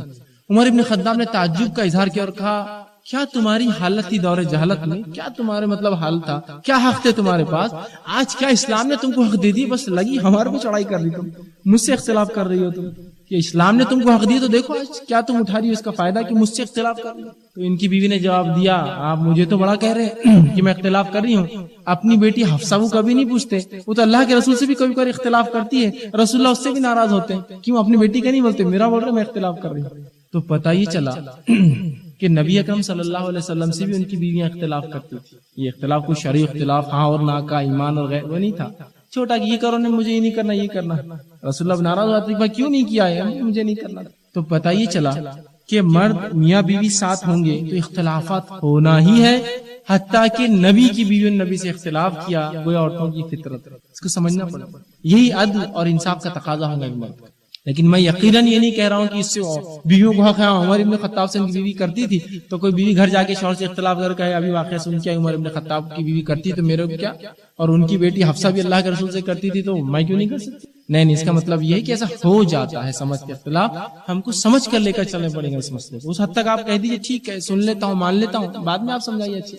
ابھی اگر بات بڑھائیں گے تو جھگڑا بڑھ جائیں گے, تو ابھی خاموش بڑھ جائے, 10 منٹ بعد بات کیجیے, معاملہ ختم ہو جاتا ہے. اسی طرح جو ہے اللہ کے رسول صلی اللہ علیہ وسلم جیسا میں نے کہا کہ دل بستگی کے واقعات ہو, اس طرح سے معاملہ ہو, اور عورتوں کے تعلق سے رسول اللہ کی نصیحت بھی آپ سن لیں. آپ نے فرمایا کہ ان کو زیادہ سیدھا کرنے کی کوشش نہ کیا کرو, اس لیے کہ تم انہیں زیادہ سیدھا کرو گے تو یہ ٹوٹ جائیں گے. ایک فطرت ہے ہر کسی کی, اس فطرت کو آپ مکمل تبدیل نہیں کر سکتے, تو بس اتنا ہی کرو جتنے میں تم تبدیلی لا سکتے اور اس کو چلاتے رہو معاملہ. کہ اس سے زیادہ کرو گے تو یہ ٹوٹ جائیں گے. یاد اس لیے کہ رسول اللہ فرماتے ہیں کہ عورت جو ہے ہوا جو آدم علیہ السلام کی فصلی سے بنی تھی, اور فصلی ٹیڑھی ہوتی ہے, سب سے ٹیڑھی ہوتی ہے. کہا کہ فصلی سے بنی ہے, تم زیادہ سیدھا کرنے کی کوشش نہ کرنا ورنہ ٹوٹ جائیں گے, رشتہ ختم ہو جائیں گے, طلاق بس یہ معاملہ ہوگا. تو پتہ ہی چلا اختلافات تو ہوں گے, اس کو ہم کو لے کر چلنا ہے. اسی طرح نبی اکرم صلی اللہ علیہ وسلم کا فرمان ہے, ابو داؤد کی روایت ہے, جو دل بستگی کے واقعات کا میں آپ سے کہہ رہا تھا کہ فراہم کرے, تفریح فراہم کرے. تو ہمیں ضروری ہے, رسول اللہ صلی اللہ علیہ وسلم بالخصوص تو کہیں تفریح کے لیے نہیں گئے, یہ بات تو طے ہے. لیکن جب بھی آپ مختلف مورکے اور جہاد پر گئے, غزوات میں, آپ کچھ نہ کچھ صحابیات کے ساتھ لے جاتے اپنے, جو آپ کی ازواج میں سے ہوتی ہے. 2 یا 1 کی باری ہوتی ہے, یہ بار یہ 2 جائیں گے, اگلی بار وہ 1 جائیں گے, اگلی بار وہ 1 جائیں گے, اور وہ ساتھ جاتی دیکھتی. تو یہ ظاہر سی بات ہے ایک تفریح دل بستگی کا موقع ہے ان کے لیے. اسی طرح ایک واقعہ آتا ہے کہ وہاں عائشہ رضی اللہ عنہا فرماتی ہے, ابو داؤد کی روایت ہے, جب میرا رسول اللہ صلی اللہ علیہ وسلم سے نکاح ہوا تو ایک مرتبہ ہم جو ہے گھر کی طرف آ رہے تو یہ رات کا موقع تھا, کوئی نہیں تھا دیکھنے والا, اور مدینہ کوئی بہت بڑا شہر بھی نہیں تھا, اور اسٹریٹ لائٹ بھی نہیں ہوتے تھے. رات کا موقع تھا, رسول اللہ نے مجھ سے کہا عائشہ مجھ سے دوڑ لگاؤں, تو اللہ کے رسول ہاں دوڑ لگائیں گے چلیے. وہ فرماتی کہ اللہ کے رسول صلی اللہ علیہ وسلم بھی دوڑے اور میں بھی دوڑی، اور چونکہ میں عمر میں کم تھی رسول اللہ سے اور دبلی پتلی تھی، میں آگے اور میں جیت گئی، یہ معاملہ ختم ہوا۔ وہ فرماتی بعد میں ایک موقع ایسا آیا جب شادی میں کافی زمانہ ہو گیا اور میں فربا جسم کی ہو گئی، تھوڑی سی موٹی ہو گئی، رسول اللہ نے پھر مجھے ایک بار اسی موقع اسی وقت اسی جگہ کہا کہ عائشہ آج دوڑ لگاؤ کہ اتنا ہی ڈسٹینس اسی جگہ سے، تو کہا اللہ کے رسول ہاں آج بھی دوڑ لگائیں، اور میں بھی بھاگی اور آپ سے بھاگی، لیکن آپ صلی اللہ علیہ وسلم اس معاملے میں آگے بڑھ گئے اور پھر مجھ سے کہا عائشہ پچھلے کا حساب برابر ہوا، تم پہلے جیتی تھی اب میں نیکسٹ میں جیت گیا۔ تو دیکھیے رسول اللہ یہاں دل بستگی کے واقعات فراہم کر رہے ہیں نہیں کر رہے؟ یقیناً اس کا آپ ادر وے نہ لے کہ آپ گلمنڈی جیسے چوک پر جائیں گے اور وہاں بولیں گے اب رسول اللہ کرتے تھے میں بھی وہاں سے دکان تک دوڑ لگاؤں گا۔ اس کو آپ شریعت کے جو اس کی عفت ہے، اس کی پاک بازی ہے، اس کا لحاظ رکھتے بھی سمجھنا ان واقعات کا کہ وہ رات کا موقع تھا، کوئی دیکھنے والا نہ تھا، تب آپ دوڑے۔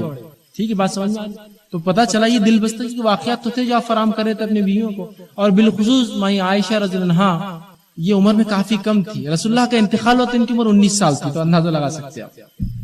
تو بیوی اگر کم عمر ہو شوہر سے تو اس کو تو بہت زیادہ اس کو خیال رکھنا پڑے گا، اس لیے کہ اس کی عمر کم ہے۔ بلکہ روایت میں آتا جب ان کا نکاح ہوا اور ان کی بیدائیگی ہوئی تو بیدائیگی میں گڑیا بھی ساتھ تھی، بلکہ یہ رسول اللہ صلی اللہ علیہ وسلم کے نکاح میں آنے کے بعد بھی کبھی اپنی سہیلیوں کو بلا کر کھیلا کرتی تھی گھر میں۔ دیکھیے اندازہ لگا، تو پتا چلا بیوی اگر اتنی چھوٹی تھی عمر میں تو رسول اللہ اس کو اس طرح سے اس کو جو منا رہے تھے، اس طرح سے اس سے محبت کر رہے تھے، اس طرح سے اس سے معاملہ رکھ رہے تھے جس طرح سے اس کی عمر کا تقاضا تھا، اس کی ایج کا تقاضا تھا، اس کی ایج گروپ کا تقاضا تھا۔ تو یہ چیزوں کو ہم کو سمجھنا پڑے گا۔ اب انسان سمجھتا نہیں اس معاملے کو، اور بلکہ رسول اللہ کا معاملہ ان کی دوسری بیوی سے برعکس تھا۔ دیکھیے عائشہ رضی اللہ عنہ کے مقابلے میں حضرت خدیجہ کا معاملہ الٹا تھا، عمر میں زیادہ تھی، آپ سے ان کی ہمیشہ رسپیکٹ کرتے تھے، اور وہ رسول اللہ کے ساتھ کچھ نہ کوئی ایسا عمل کرتی جس سے دل بستگی کا موقع ملتے، چونکہ عمر میں زیادہ تھی، رسول اللہ ان سے کچھ کرے تھوڑا سا آڈ تھا تو وہ کرتی، جبکہ اس بیوی کے ساتھ آپ کھیل رہے ہیں۔ دیکھیے اندازہ لگائی تو کتنی سمجھ کا تقاضا تھا اللہ کے رسول میں کہ بڑی بیوی ہے تو اس کا احترام ظاہر سے لازم ہے، اس کو ہم نہیں، چھوٹی بیوی عمر میں تو اس کو آپ سمجھا رہے ہیں۔ تو یہ دل بستگی کے واقعات فراہم کرنا، ایسے موقع دینا ضروری ہے، گھمانے لے جانا۔ لیکن گھمانے سے مراد میں نہیں کہوں گا کہ ایسی جگہوں پہ جہاں گندے قسم کے لوگ آتے ہیں، گندی چیزیں ہوتی ہے یا گندے کام ہوتے ہیں، لوگ بیویوں گھمانے لے جاتے ہیں تھیٹر میں، تھیٹر کو گھمانے کی جگہ یہ کوئی موقع ہے آپ وہاں لے جائیں اس جگہ میں، وہاں تو جا کر آپ فحاشی سکھائیں گے، ظاہر سے پھر کیسے امید کریں گے کہ وہ آپ کے نکاح میں درست رہے جب آپ اس کو دکھا رہے گندی چیزیں۔ زنا کے علاوہ کیا ہوتا ہے؟ ہر پکچر اور ٹی وی کی بنیاد زنا، کچھ نہ کچھ زنا ہی رہتا، کچھ نہ کچھ ایسے معاملہ ہوتے ہیں جو تمام کے تمام حرام کاریوں جو ہے وہ تو یہ ہوتا ہے۔ تو اس کو سمجھنے کی ہمیں ضرورت ہے کہ فراہم کر ایسے موقع، اچھی جگہ ہوتی ہے، تفریح گاہیں ہوتی ہے، ایسی جگہیں ہوتی ہے جہاں انسان سیکھ سکتا ہے، کچھ ایسی جگہ لے جائے جہاں سیکھے وہ، یہ بہت زیادہ اہم اور ضروری ہے۔ ٹھیک، اسی طرح جو نبی اکرم صلی اللہ علیہ وسلم اپنی بیویوں کی دلجوئی کے لیے گھر کے کام کاج بھی کرتے۔ کسی نے ایک بار سوال کیا کہ اللہ کے رسول کے گھر کے حالات کیا ہوتے جب آپ نبوت کی ذمہ داریوں سے فارغ ہو گھر جاتے، کیا کرتے؟ ماں عائشہ نے فرمایا رضی اللہ عنہا، اللہ کے رسول جب نبوت کی ذمہ داری سے فارغ ہو گھر آتے تو کبھی آپ بکریوں کا دودھ دھو دیتے، کبھی مجھے آٹا گوندھ دیتے، کبھی جو ہے کپڑوں میں پیمن لگا لیتے، اپنے خود جوتے کو سی لیا کرتے اور ہمارے کام کاج میں ہاتھ بٹاتے۔ تو پتا چلا نبی اکرم صلی اللہ علیہ وسلم اتنی ذمہ داریوں کے باوجود بھی نبوت کی بیووں کے کام کاج میں ہاتھ بٹاتے تھے۔ اندازہ لگا یہ نبی ہے اور آخری نبی اللہ کی، اسوہ ہے ہمارے لیے، ان کی زندگی ہمارے لیے نمونہ ہے۔ کیا کبھی ہم نے یہ کیا؟ ہم تو یہ سمجھتے اب نکاح ہو گیا تو نوکرانی آ گئی گھر کے اندر، اب تو 100% ورک اس کو کرنا ہے، اور اگر کبھی پانی اس نے مانگ لیا بیچاری مجبوری میں تو یہ تو حق میرا تھا پانی مانگنا، آپ نے کیسے پانی مانگ لیا؟ رسول اللہ کام کر رہے ہیں، آٹا گوندھ رہے ہیں، گھر کے کام کاج میں کیا نہیں ہو سکتا؟ سب الگ وہ فرماتی ہاتھ بتاتے ہمارے، بلکہ خود کے کام تو خود ہی کرتے، پیمن لگا لیتے، جوتے سی لیتے، پھٹ جاتے، باقی ہمارے کام بھی جو ہے کر دیتے تھے، گویا اپنا کام آ کر نہیں بولتے، ہمارے کام آ کر جو ہے سہولت کر دیتے۔ تو یہ ہم کو کرنا پڑے گا، اس سے محبت الفت بڑھتی، یاد رکھیں۔ ٹھیک، اسی طرح جو ہے معاشی تحفظ، مرد کو اللہ رب العزت نے قوام بنایا، اس کی وجہ کیا ہے؟ معاشی تحفظ، وہ جو ہے رزق جو ہے روزی لاتا ہے کما کر۔ اللہ کے رسول صلی اللہ علیہ وسلم ایک بار سوال کیا، ایک صحابی نے ابو داؤد کی روایت ہے، اور کہا اللہ کے رسول کہ بیویوں کے ہم پر کیا حق ہے معاشی اعتبار سے، فائنینشیل کیا ان کے رائٹس ہیں ہمارے اوپر؟ تو آپ صلی اللہ علیہ وسلم نے فرمایا کہ بیویوں پہ تمہارا یہ حق ہے، اور فرمایا اور کہا بیوی کا حق یہ ہے تم پر کہ جب تو کھائے تو اسے کھلائے، جب تم کھاتے ہو تو اس کو بھی کھلاؤ۔ ٹھیک، یہ نہیں کہ تم کھا لے رہے اور اس کو نہیں کھلا لو، اس کے لیے بھی جو کچھ نہ کچھ کرو، جو تم کھاتے اس کو کھلاؤ، جو تو پہنے اسے بھی پہنائے، مطلب اگر تم ایک لباس خریدتے ہو تو ان کے لیے بھی ایک لباس ضرور لو، جو تو پہنے اسے بھی پہنا، اور ایسا نہ ہو کہ اس کا ناقص ہو اور آپ کا جو اچھا ہو، بلکہ جو تو پہنے وہ اسے پہنا۔ اس طرح فرمایا اگر کبھی کچھ ہو جائے تو اس کے چہرے پر کبھی ہاتھ نہ اٹھائے، کچھ بھی ہو جائے چہرے پر اس کے ہاتھ نہ لگائے، چہرے پر نہ مارے، اس کو برا بھلا نہ کہے، کوس نہ کاٹنا اس کی عام زبان میں، برا بھلا نہ کہے اس کو. اور آخر میں فرمایا علیحدگی اختیار کرنے کا ارادہ بھی کرے تو گھر سے نہ نکالے، بستر الگ کرے. یا تم ادھر سونا میں ادھر تم سے ناراض ہوں، گھر سے الگ نہیں کرنا. اسی گھر سے الگ ہوا کہ پھر شیطان بیچ میں آتا ہے، ادھر بھی لوگ اچھلتے ادھر بھی اچھلتے، معاملہ کیا ہوتا ہے سب کو پتا ہے. تو کبھی اپنے بستر اگر علیحدگی اختیار کرے تو گھر سے مت نکالنا اس کو کبھی اپنے. کتنے اچھے رائٹس بتایا آپ نے، جس کے اندر 2 رائٹس تو اس کے جو ہے بالکل فائنینشیل ہے، اس کا معاشی تحفظ ہے کہ اس کو ہم دیا جائے. ٹھیک. اسی طرح ایک صحابی اللہ کے رسول کے پاس اور کہ اللہ کے رسول میرے پاس 1 دینار ہے، کیا کروں؟ تو آپ صلی اللہ علیہ وسلم مسند احمد کی روایت ہے انفق علی نفسک، اپنے نفس پہ خرچ کرنا. کہا ایک اور ہے، کیا کروں؟ تو کہا انفق علی اہلک، بیوی پر خرچ کر، پھر جب زیادہ ہے تیرے استعمال. پھر کہا ایک اور ہے، کیا کروں؟ تو کہا انفق علی ولدک، بچوں پہ خرچ کر اپنے. پھر کہا ایک اور ہے، ان کے 4 تھے. کہا اب چوتھے کیا کرو؟ کہا فانت ابصر، اب تجھے معلوم ہے کیا کرنا ہے، تیرا استعمال ہو گیا، گھر کا معاملہ ہو گیا، اللہ کے راہ میں خرچ کر، زیادہ ہے نا استعمال سے. آپ سمجھ رہے؟ اسی طرح آپ صلی اللہ علیہ وسلم مسلم کی روایت ہے 1 دینار وہ ہے فرماتے جو جہاد میں خرچ ہوتا ہے. پیسے کے بارے میں آپ کیٹیگری کر رہے ہیں، فرق کریں. 1 دینار وہ ہوتا ہے جو جہاد میں خرچ ہوتا ہے. 1 دینار وہ ہوتا ہے جسے تم غلام آزاد کرتے ہو. یہ عمل بہت افضل ہے، جہاد غلام آزاد کرنا بہت افضل عمل. 1 دینار وہ جو تم جہاد میں خرچ کرتے ہو، 1 دینار وہ جس سے تم غلام کو آزاد کرتے ہو. فرمایا 1 دینار وہ جو تم بیوی بچوں پر خرچ کرتے ہو. اجر کے اعتبار سے بیوی بچوں پہ خرچ کیا دینار، یہ دونوں دینار سے افضل ہے. اجر کے اعتبار سے یہ دینار سب سے افضل ہے جو بیوی بچوں پر خرچ ہوا. لیکن میں یہ بھی نہیں کہنا چاہ رہا ہوں آپ سے کہ مکمل آپ خرچ کے معاملے میں ایسے بڑھ جائے کہ اللہ کے راہ میں خرچ کرنے کی نہ آپ کو خواہش رہے، نہ پڑوسیوں کا حق رہے، نہ یتیموں اور مسکینوں کا، اور جو لوگ ہیں مسافر، پریشان، تنگ دست، جو ہے مصیبت زدہ، فتنوں اور فساد میں پھنسے ہوئے، ان کا آپ کو یاد ہی نہ رہے کہ بس پورا آ رہا جو کچھ آ رہا بولے اب میرے کو پتا چل گیا رسول اللہ کی حدیث ہے ہزاروں اور لاکھوں خرچ کر دینا. اللہ رب العزت قرآن میں فرماتا ہے کلوا واشربوا ولا تسرفوا، کھاؤ پیو لیکن اسراف نہیں، بے جا مت خرچ کرو، لمٹ میں ہو، اوسط زندگی گزارو اور اللہ کی راہ میں بھی خرچ. لیکن اگر تمہارے پاس 1 ہی دینار ہے اور 3 آپشن ہے کہ جہاد، غلام آزاد اور بیوی بچے، تو پھر یہ آپشن بیوی بچے پہلا لیں گے. آپ سمجھ رہے؟ بتانے کا مقصد یہ ہے. لیکن مطلب یہ نہیں کہ پورا ہی آپ کمائیں اور پورا 100% برباد کر دے بیوی بچوں کو. کچھ لوگ کرتے ہیں نہ اللہ کے راہ میں صدقہ خیرات یاد آتے ہیں، نہ کچھ یاد آتا ہے، بس پورا خرچ کر دیتے ہیں. یہ تو معاملہ بالکل نہیں ہونا چاہیے، پورا خرچ کرنا. کچھ حصہ ہو سکتا ہے، یا اگر بہت کم ہے تو پہلے پھر ان کا حق ہونا یاد رکھیں. ٹھیک، اعتدال کا راستہ ہمارے لیے ضروری ہے. اسی طرح عورتوں کا آپ صلی اللہ علیہ وسلم نے حکم دیا اور فرمایا، ترمذی کی روایت میں فرمایا کوئی عورت اپنے خاوند کے گھر سے اس کی اجازت کے بنا، چونکہ میں نے کہا نا معاشی تحفظ شوہر دیں گا، تو آپ بیوی پہ بھی رسول اللہ نے ریسٹرکشنز لگائے تھے. کیا فرمایا کہ کوئی عورت اپنے خاوند، اپنے شوہر کی اجازت کے بغیر کوئی چیز خرچ نہ کرے. پوچھنا پڑے گا اس کو پرمیشن، اس لیے کہ وہ کما کے لاتا ہے. خرچ نہ کرے یعنی صدقہ خیرات نہ دے. دیکھیے دوسرے خرچ تو دور کیا، وہ مائکے میں بھر دیں گی اور فلاں کو دیں گی اور بھائیوں کو دیں گی اور رشتہ دار میں، وہ تو دور. صدقہ بھی نہیں کر سکتی شوہر سے پوچھ، اس لیے کہ ہو سکتا ہے اس نے صدقہ کر دیا ہو گھر والوں کی طرف سے، آپ بھی کریں گے تو مسئلہ ہوگا، اور اس کے بعد اتنی استطاعت نہیں. تو کہا کوئی خرچ نہ کرے، صدقہ بھی نہیں. تو صحابی نے پوچھا اللہ کے رسول کہ کھانا، کیا کھانا دے سکتے ہیں؟ پیسوں کے علاوہ اور کیا تھا؟ گھروں میں کھانا ہی ہوگا کھانا. تو کہا کھانا تو تمہارے رزق میں سب سے افضل روزی ہے تمہاری، وہ تو بالکل بغیر اجازت کے خرچ نہیں کریں گے تم. تو کھانا بھی نہیں دے سکتی کسی کو. پوچھنا پڑے گا اس کو کہ میں فلاں کی مدد کرنا چاہتی ہوں، فلاں کو دینا چاہتی ہوں، ورنہ وہ بیچارہ ایک لمٹ میں محنت کر رہا ہے، آپ خرچ کر دیں گے وہ پریشان ہو. تو یہاں رسول اللہ نے عورتوں کو بھی تاکید کی کہ بے جا خرچ نہ کرے، شوہر سے اجازت کے بغیر خرچ نہ کرے، اس لیے کہ وہ جو ہے محنت کر کے لاتا ہے اور وہ زیادہ جانتا ہے کہاں خرچ درست ہے اور کہاں درست نہیں. یہ الگ بات ہے کہ شوہر کو اگر اتنی عقل اور سوچ نہ ہو یا اس دینی سمجھ نہ ہو تو آپ سمجھ دیجیے نہیں ادھر خرچ کرو، اللہ کے راہ میں دو، فلاں، یہ الگ بات، لیکن ان کی اجازت کے بغیر آپ خرچ نہ کریں. ٹھیک. اسی طرح جو ہے خواتین بھی اپنے شوہر کی استطاعت کے مطابق خرچ کرے. یاد رکھیں یہ بھی ایک بڑا جو ہے برا معاملہ ہے اس امت میں کہ خواتین شوہر کی استطاعت کو نہیں دیکھتی، بے جا خرچ کرتی، بے جا اندھا دھن، بس مال آیا خرچ کر دے، مال آیا خرچ کر دے. ابھی تنخواہ اتنی ہے تو اتنے جوڑے اور اتنے کپڑے ہونا، اور ابھی جو ہے تنخواہ بڑھنے سے پہلے میں نے طے کر لی کہ یہاں صوفہ آ جائیں گا، یہاں یہ ہوگا، یہاں کلر ہوگا، فلاں ہوگا، ساڑی نہیں آ جائیں گے، ڈریس فلاں ہوگا. نہیں، ان کی استطاعت جو وہ کما رہے ہیں ان کے لمٹ میں جو ہے عورتوں کا بھی کام ہے کہ ان کی استطاعت کے مطابق جو ہے وہ خرچ کرے. یاد رکھیں. اب ایک حقیقت، اس حقیقت کو سمجھ لیجیے، بالخصوص عورتیں اگر سمجھے تو میں سمجھ میرا بہت بڑا کام ہو جائے گا اس معاملے میں. ایک بہت زبردست حقیقت ہے. وہ حقیقت کیا ہے؟ جب بھی کوئی عورت بہو رہتی ہے اس کی ساس اچھی نہیں رہتی، اور جب بھی وہ ساس بنتی ہے اس کی بہو اچھی نہیں رہتی.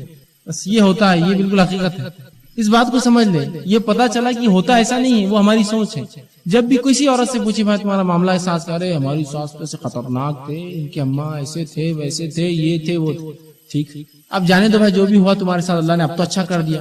بہو کیسی ہے, کیا کا اچھا کیا اللہ نے, اب بہو ایسی مل گئی, ایسا کر رہی ویسا کر رہی ویسا. عجیب معاملہ ہے تمہارا, تو نہ پہلے سکون میں تھے نہ بعد میں. یہ مزاج ہے کہ عورت کا معاملہ یہ ہے کہ جب بھی وہ شادی ہو کے جائیں گی تو کہیں گی ساس اچھی نہیں ہے, اور جب ساس بنیں گی تو بولیں گی بہو اچھی نہیں. تو یہ چیز کو تھوڑا سمجھنے کی ضرورت ہے, ساس کو بھی اور بہو کو بھی. ٹھیک, اس لیے کہ دو عورتیں جو ہے ایک ساتھ رہے اور ان کو امن سے رہے مشکل ہوتا ہے. اور ساس اور بہو کا رشتہ بہت جو ہے ایک عجیب رشتہ ہے, یاد رکھیں. اس کو بہت زیادہ سمجھنے کی اور سنجیدگی سے لینے کی ضرورت ہے اس معاشرے میں. اس لیے کہ جب بھی کوئی عورت نکاح کر کے اپنے بیٹے کو لاتی ہے تو وہ ایک قسم کی بادشاہ ہوتی ہے. یہ ریجیکٹ, وہ ریجیکٹ, اس کو دیکھ لیں گے, اس کو بعد میں ریجیکٹ کریں گے, اس کو لسٹ میں رہنے دو, اس کو اپڈیٹ کر دو, ابھی کی دیکھیں گے, اس کو پوائنٹ پہ رکھو, ابھی بعد میں دیکھیں گے, لینا نہیں لینا, ایکسپٹ. بالکل وہ بادشاہ بن جاتی ہے. اور جب نکاح کر کے لالی تو ایک قسم کا وہ احسان سمجھتی ہے کہ میں نے احسان کیا اپنے بچے کا نکاح. احسان وحسان کچھ بھی نہیں کیا آپ, یہ بات یاد رکھیں. اگر آپ یہ نہ کرتے تو وہ جا کے زنا کرتا, تو آپ نے اپنی نفس کو اور اپنے فائدے کے لیے کیا اپنے بیٹے کا نکاح, اس کا کچھ نہیں ہوتا, احسان نہیں کیا کسی نے. یہ بات کو ہم سب سمجھیں. یہ معاشرہ ایسا ہوتا ہے کہ سب ایک دوسرے کے اوپر ایسا اینٹ کام کرتی, ویسے ہی ہم سب چلتے ہیں. تو یہ بات کو سمجھے خواتین بالخصوص, ورنہ یہی میں جب ساس تھی تو میری بہو اچھی نہیں, اور جب میں بہو تھی میرے کو ساس اچھی نہیں ملی. یہ سب کے ساتھ ہوتا ہے.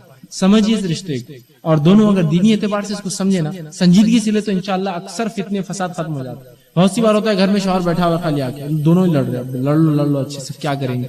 مردوں میں نہیں ہوتے ویسے اختلاف, تو یہ سمجھے عورت, اس لیے کہ نفسا نفسی نہیں ہونا چاہیے اس معاملے میں. سمجھیے, سنجیدگی سے لیجیے اس معاملے میں. ٹھیک, اور یہ سوچیے کہ اگر میں ذرا برابر غلطی کرتی ہوں تو بچوں کی زندگی پہ سے بہت بڑا اثر پڑ سکتا ہے. اب آئیے میاں بیوی کے چند حقوق آپ کے سامنے جو مختصر 3 کی جو ہے شکل میں رکھتا ہوں. اس سے پہلے ایک بات جو ہے وضاحت کرنا بہرحال بہت زیادہ ضروری ہے کہ جب میں حق کی بات کر رہا ہوں تو ابھی میں بیوی کے حق بیان کروں گا, پھر شوہر کے حق بیان کروں گا, تو ایسا نہ ہو کہ وہ بہت زبردست حق معلوم ہو گیا, میرے بیوی کی حق اب تک میں نے مارا تھا, پر میں معافی چاہتا ہوں, تمہارے پیر پڑ لیتا ہوں, یہ حق نہیں دیا, اور ماں باپ کو پورا ہی بھول گیا. آج میرے کو یہ حق معلوم, میں آج میاں بیوی کے حق رکھ رہا ہوں بلکہ ان کی بات کر رہا ہوں.